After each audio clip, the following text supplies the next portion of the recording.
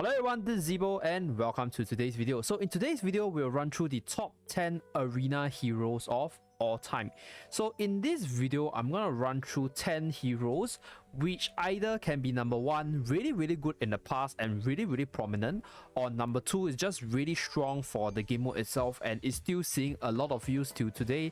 And in today's video, I'm going to run through 10 of them, which in my opinion has made a significant impact in the arena meta, as well as will continue to stay prominent throughout the game mode, from the current stage of the game to the future of the game. So without further ado, let us start today's video. And on the number 10 slot, we have the Flower Girl Bari. So some of you guys who just started on the game or haven't been playing the game for as long might be very doubtful of this 10th position. But let me just tell you this, right? Bari may not be the strongest hero now. She doesn't see a lot of use in arena, but there was an extended period of time where Bari was the absolute meta in Guardian Tales. And that was when the game was in the much earlier days. And she was basically the best unit because she has a super high attack. She's able to chain really easily, and her damage output is just insanely high because the overall power level of the game in the past was much lower. So she was one of the better units for arena game mode. So you can see her being run in like double tanks, right? 2 HP and 1 skill damage. You can also see her being run with range units such as Nari and Tinia. You can also see her being like just run with like multiple weird ass combinations, and she will still be like the carry of the team because her kit was basically the stronger ones in the earlier days, so everybody was using her. And back in those days, right, she's able to attack from a very far range, and it's able to like just deal a lot of damage, and a lot of units were just not able to tank her. So that's why she was a really formidable foe. However, I do admit that she has indeed been power crept massively as the game evolved over time, with hyper offensive teams being the more stronger ones compared to like skill damage reliant teams. So her party buff, which used to be a universal party buff that can be slotted into any teams, is currently a liability for her because the party buff is just not as strong in the current stage of the game, and there are just a lot of units with better stats as well as better weapon skills. So overall, Bari's power level right now is not as high, but she was still once the queen of the meta, and that's why I put her 10 on my top 10 arena hero of all time. Next up, on the number 9 slot, we have Eugene. So Eugene is also another pick which people might not see eye to eye with, but I'll rate her number 9 because Eugene used to be a big powerhouse also in the earlier days of the game, because she was one of the few units with a massive movement speed boost, and her chain skill damage is nothing to be scoffed at. Back then, we didn't have so many light counters as well, so there was a period where the mono light team was really prevalent. Right now, there is a lot of good basic units, right? You have Future Knight, you have Irena, but there was just a period where Eugene was so dominant that you can see a lot of people just running Eugene. And right now, Eugene is still very usable in certain maps as well as team setups, although not as strong as she is in the past. But that does not deny the fact that Eugene is technically one of the stronger arena heroes of all time, because her kit is pretty much like arena build, and the playstyle of Eugene is basically to chain you and deal massive damage. So if she can accomplish this goal, then she's gonna be like pretty powerful, right? She's gonna like burst through a lot of teams. And one thing about Eugene is that because she has the highest movement speed boost in the game, so if you're a unit that does not have a lot of mobility, it's gonna be really challenging for you to catch up to her at times. And if you are faced against a Eugene without proper team setup to counter her, then you might be swept by Eugene just because your team is not built to fight against her. So that's why Eugene is still a very powerful unit till this day, even though there's a lot more counters. And back in the older days, right, because Eugene was one of the few heroes, right, other than Beth, and subsequently there were a lot of melee attack heroes, right? You have Sohee, you have Lilith, you have Beth, you have Lin, you have Scintilla. But in the earlier days, Eugene was the only one. So if you wanted to play a melee team, then Eugene will be your premier melee attacker party buff unit, and that's why you can see her pretty often in the past as well. So overall, yes, Eugene might not be as strong as she used to be, but there's no denying that together with Bari, Eugene used to be one of the powerhouses in the earlier days of the Guardian Tales arena meta, and that's why Eugene is on the number 9 slot. Okay, next up we have Ogma. So Ogma is a unit which I think people are not like unfamiliar with. he's still seeing a lot of use in mono duck teams. He's still seeing a lot of use in certain melee teams, although Irena is more used in those teams.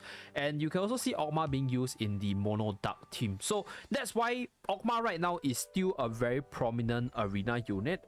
Although yes, to a certain extent, Ogma isn't really like the strongest unit in the pool, because he's pretty much just a tank there to pick up boxes and then try to chain your enemy from there. But he's still one of the most used unit, together with the ability to make your other teammates much stronger. So this ability to buff your other teammate, as well as having a very good party buff, which is defense plus 45%, made him one of the most popular units for the longest time possible from his initial release. Right now, the usage for Ogma has dropped tremendously because the range team setup doesn't really run Ogma as much, and there's just another tank which has the same party buff and is just better, which is Irena. So that's why Ogma is seeing slightly less use, but once in a while you'll still see people using Ogma, and in that sense his appearance has indeed dropped quite a lot. But nonetheless, you cannot deny the fact that ever since Ogma's release, he has been consistently used in many teams or team setup within the Arena game mode itself. That's why he's definitely deserving of the number 8 spot, because he is strong. He used to be really popular, but his usage now might be a lot lower, but you can still see him being used way more compared to Bari as well as Eugene. That's why I rate him at number 8. On the number 7 slot, we have Lilith the Demon Queen. So Lilith single-handedly made Earth Necklace a really important accessory within Arena itself, because ever since Lilith got released, right, the ability to negate defense debuff has become increasingly important. Yes, we are getting more units with the ability to apply a debuff with their attack or their chain skill, but Lilith was the first one that made it really important, because her Sigma as well as her chain abilities are just crazy damage, and she can go against nearly any units with a 50-50 chance of winning as long as you're able to chain your opponent. So Lilith is really solid there, and she has been one of the most solid unit, or rather one of the most consistent performing unit, because ever since her release, Lilith has seen a lot of use, and even till this day you can still see her being used in a lot of melee teams, and a lot of players are just favoring Lilith because she deals melee damage, but she's not really blocked out by like the maps, because she is able to attack through walls, and she's able to throw her Sigma and weapon skill through walls, so she can also function really well as a melee unit in range maps. And that's why you see a lot of people using her, because she's just strong, she's just flexible, and she's not really restricted by the map. So overall, that makes Lilith one of the stronger units in the whole history of Garden Tales Arena. So why is Lilith not higher on the list?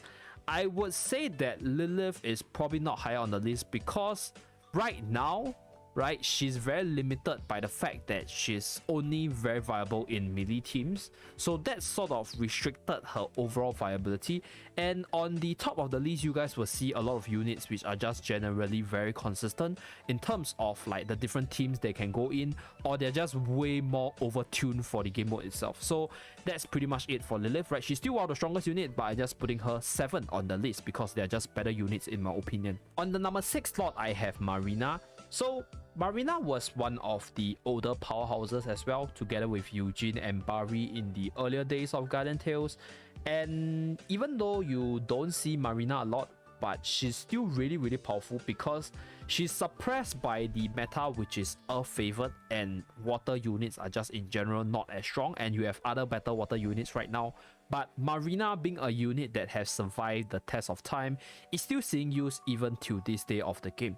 And she's still very feasible, right? In certain maps, Marina is simply invincible because she'll always be able to chain you, and with her very powerful weapon skill as well as damage output, Marina is a beast within the arena.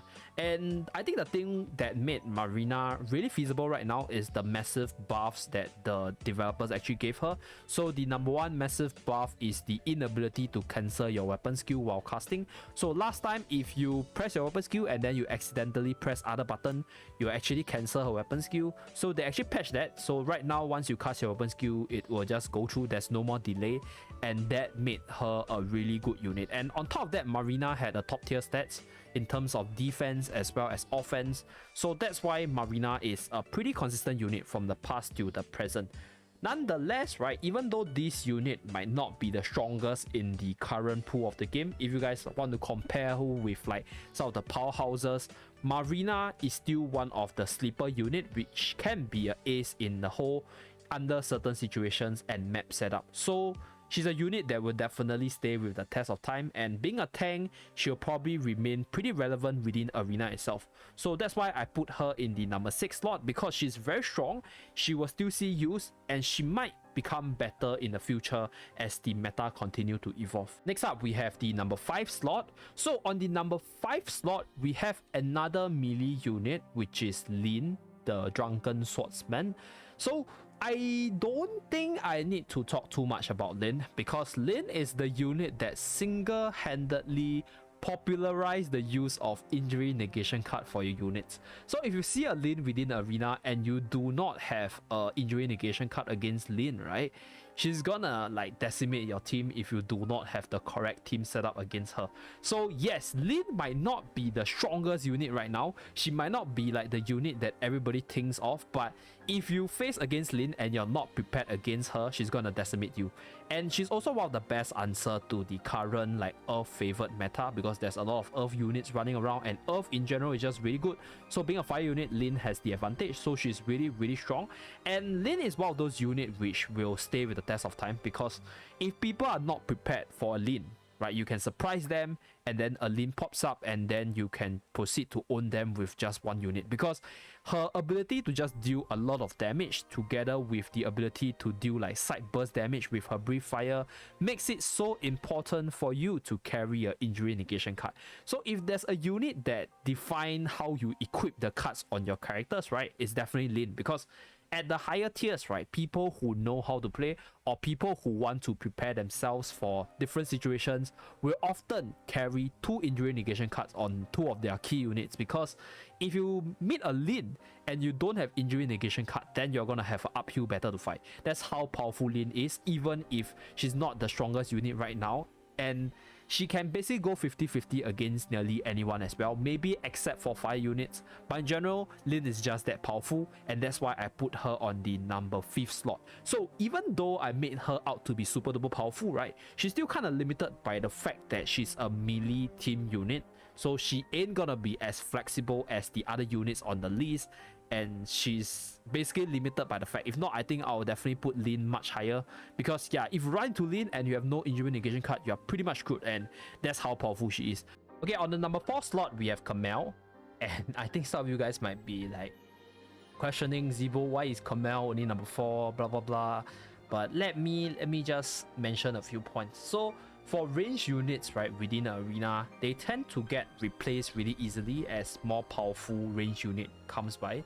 So in the past, we had Tinia, we have Nari, and then they got replaced by Mark 99, and then eventually they got replaced by Camel and Clara. And once Lina come out, you're seeing way less Camel as well. So there's no doubt that Camel is a really powerful unit, even after Lina's release. And he's like the biggest menace behind the Mono Earth team, because he's the range unit that made Mono Earth a very powerful team as compared to when it was like Tinia in the past. So that's why like he's definitely powerful, and without a doubt he's a tanky unit. He's able to have like massive damage from the chain skill and weapon skill, and he just like heals himself when you fight him, right? He's a unit that simply disobeys the law of balance within arena itself. But I cannot give him any higher compared to the other units which I'm gonna rank on the top 3, because like mentioned earlier, he's probably gonna get replaced someday by a much better unit, and like he's just not as flexible as the top 3 because he's a range attack buffer. So pretty much you have to pair him with units that can deal range damage in order to maximize his party buff, and you can't really pair him with the likes of Lin or Lilith. So that is sort of like a limiting factor. That's why I can't really put them a lot higher, because like you can build them, but you are building yourself into a certain path, and that's why Camel is only number 4. But let's say if I'm not basing the units based on the team that they can go into, right? Camel will probably be top 3 or even top 2 on today's list, because Camel is the range unit that sort of disobey the law of balance, because like you have a unit that heals, the unit that hits really hard, and a unit that's really tanky, and it's just so powerful and so annoying to deal against, and that's why he's number 4 on my list. On the number 3 slot, we have Future Princess.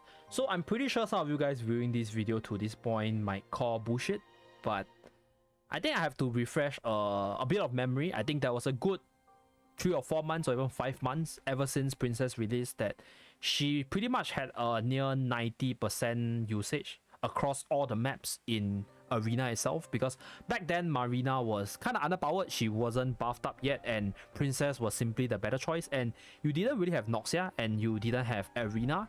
So Princess and Ogma were pretty much your better tanks, because Visualback before her change was also pretty bad. So you don't have a lot of options, and Princess one-hit weapon skill was just amazing back then, and she was literally everywhere in nearly every single match. Trust me, if you have been playing Arena in the past, Future Princess were there, and she's one of the unit that, you know, people who know how to use her is gonna make her look really ferocious. So she's like really good, and really sort of, in a sense, a skill intensive unit. You need to know how to use her, and obviously her weapon skill one hit chain, right, is still very powerful till this day. Although she's seeing way less use, but you can still use her. Depending on the matchup, you can still match her into good matchups and you can still win with her. So that's why relatively she's pretty balanced, right? In a way, because her kit hasn't really been improved over time, because she was really very strong at one point in the game. Like, you can just see her being used in every part of the game, right? In Colosseum, in Arena, and that just speaks volume. If you guys are new to the game, Future Princess used to have above 90% usage in Arena for a good 4 to 5 months prior to the release of Irena, as well as improvements to other units as time goes by. So if you guys are questioning her position on number 3, then you guys probably should go look at some of my KR meta reports in the past, right? She can be seen in nearly every KR meta report. And yeah, even to this day, she's a very feasible Arena unit to run, and that's why I give her the number 3 slot. And the reason why she's not higher is because the other 2 units that I'm going to talk about, they're just simply better, and they're going to be like really powerful as the time goes by, and I'm going to talk about it why. So without further ado, let us move on to the last 2 units on today's list. So on the second slot, we have Noxia, and Noxia is on the second slot because her 2v1 prowess within Arena is simply amazing. She changed the fact that a lot of the range unit, which used to be very viable, became less viable. One of them is Nari. Nari used to be really good, but ever since Noxia got released, right, Nari is seeing way less use, because ever since Noxia came out, whenever Nari meets into a Noxia, her win rate is like less than 10% or even lower, because her attacks will simply never land on Noxia Spirit, and that is just insane, right? She single-handedly change a lot of the range heroes prowess, because a lot of the range hero overnight became less viable as Noxia simply countered them with her spirit as well as her very easy to chain combo, because your weapon skill as well as your normal attack is gonna have a really hard time to land on Noxia. You have to reposition yourself, which puts you in a more vulnerable position, and Noxia can chain you more easily. And yeah, this just makes it so hard to play against Noxia. And there are just certain maps where Noxia is so strong, such as Ancient Ruins, right? One of the map which is super annoying and frustrating if you're playing against a Noxia. Another one is the Library, because Library is a range favored map, and if you have 2 units hitting you and like dealing damage to you, it's hard for you to like just run away from it. And other than the 2v1 prowess, right, Noxia is also really flexible, right? You can put her in range teams as well as melee teams. Although she's more range favored, you usually see her being run with range units like Camel, like Mark 99, range crit teams, right? You see her being like the HP buff for the team, and you also see her being run in the tankier setups as well. And you can also see her in the mono dark team, which can be really crazy powerful as well, because the dark party buff buffs both the spirit as well as Noxia herself. So Noxia is indeed a powerhouse in the current stage of the game, and ever since her release for that, like, she has been just really good for Arena, and I don't see her fading away, because her kit is simply amazing. The ability to just chain your opponent really easily, and the ability to 2v1 anyone anyone is like simply crazy, right? Any range projectile based unit that doesn't burst her quick enough is going to have a hard time against her, and that's why Noxia is number 2 on today's list, because she's going to remain relevant for a bit, and she's a very powerful unit in the current stage, and she has been powerful ever since her release. That's why she's number 2 on my list. Okay, so the last unit, drum roll, is Irena. So I think Irena's name speaks for herself, right? Irena sounds like she's basically the unit meant for this game mode. She's the first unit that gives the user defense buff after being chained. She's also the first unit with the status resistant buff. Like, she's like the first of a lot of units. She's also the first shield thrower in the game. She's also the first unit with the ability to change from the old form to the young form. Like, Irena is basically the first of many things within Guardian Tales, and she's simply a powerhouse in Irena. I don't know what's a better way to put her. Like, she is just so flexible in terms of team building. You can put her in range teams, you can put her in melee teams, and she will just function really well. She does so much damage against like nearly all sorts of matchups, except for maybe certain dark matchups. But like, even against dark units, Irena can still stand a chance, right? Like, she's not completely helpless against them. So overall, Irena is simply crazy. I think right now, right, like, she has a near 90% usage for the Arena game mode for a lot of like different servers. Like, she's one of the most prominent unit. Like, she has the same spotlight level as Future Princess back when Princess was at her peak. And her kit overall, I would say that it's quite hard to overcome unless they have another game-breaking unit, right? But that does not change the fact that Irena will still remain as one of the most powerful units of all time, because her kit is meant for Irena, right? If you make a mistake, if you get like hit accidentally, she has status resistance, so you're harder to be chained by your opponent. And even if your opponent chain you, they might not be able to kill you because you just get a 30% defense boost. She's a shield barrier that is able to gain attack by using her shield crash ability, and her stats is actually pretty decent because she has a shield equipped, so she gets more stats from the shield.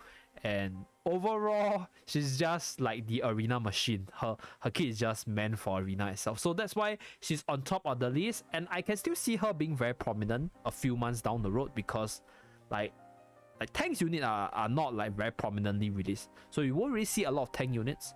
And like, Irena currently is the best tank in the pool, so she's gonna be used pretty frequently still, so do be prepared to counter her if you do intend to climb to the higher levels of the game. So yeah, that's pretty much it for my top 10 Arena hero list. So just a disclaimer, I think a lot of the units on this list might be unexpected by others, but for myself, I'm ranking the top 10 units of all time. So some of the history of the units in the past, right, matters to me a lot, because some of the units were super duper prominent back then. Like, even though they are like not really seen right now, but they were really good in the past. So these are factors which I consider in my list, and obviously it's a personal opinion. Like, some people might disagree with me, so feel free to share with me your own top 10 heroes of Arena of all time in the comment section down below. And thank you very much for watching. Do remember to like and subscribe in order to see more videos from the channel. I will see you guys again in my next video. Bye guys.